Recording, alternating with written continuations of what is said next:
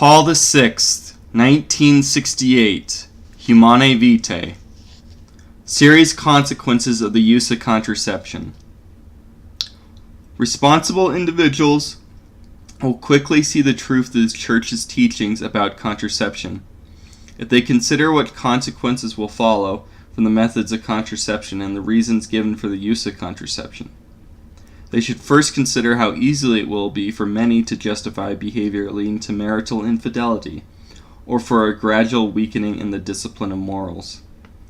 Not much experience is needed to understand human weakness, and to comprehend that human beings, especially the young, are so susceptible to temptation, they need to be encouraged to keep the moral law.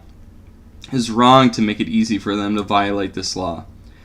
Indeed, it is to be feared that husbands who become accustomed to contraceptive practices will lose respect for their wives.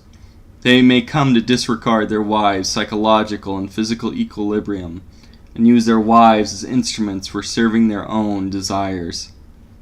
Consequently, they will no longer view their wives as companions who should be treated with attentiveness and love. And then, let reasonable individuals also consider the dangerous power which will be put in the hands of rulers who care little about the moral law. Would anyone blame those in the highest offices of the state for employing a solution considered morally permissible for spouses seeking to solve a family difficulty, when they strive to solve certain difficulties affecting the whole of the nation? Who would prevent public authorities from favoring what they believe to be the most effective contraceptive methods, and from mandating that everyone must use them whenever they consider it necessary?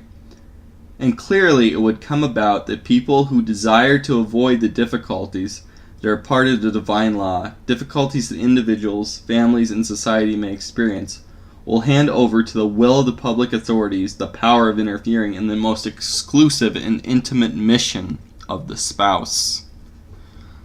Therefore, if we do not want the mission of procreating human life to be conceded to the arbitrary decisions of other human beings, we need to recognize that there are some limits to the power of man over his own body and over the natural operations of the body that ought not to be transgressed.